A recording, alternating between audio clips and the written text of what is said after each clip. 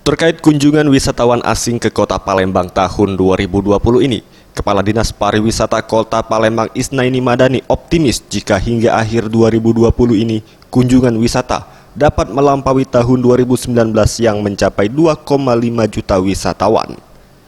Meski pada awal tahun 2020 ini tengah terjadi penyebaran virus corona dan meningkatkan kewaspadaan khususnya di Kota Palembang untuk menerima kunjungan wisatawan asing. Namun sejauh ini hal tersebut belum berpengaruh signifikan. Hanya saja pihaknya akan meningkatkan kewaspadaan lebih di objek kunjungan turis, termasuk hotel dan restoran. Diharapkan kepada para pelaku usaha di bidang pariwisata untuk dapat tenang dan tidak panik dalam menjamu turis mancanegara, yang mungkin akan berakibat pada kerugian dunia pariwisata di Kota Palembang.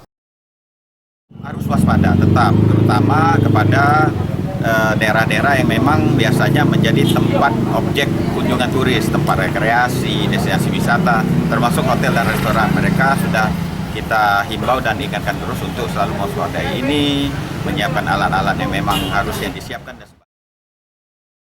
Tim Liputan Sriwijaya TV.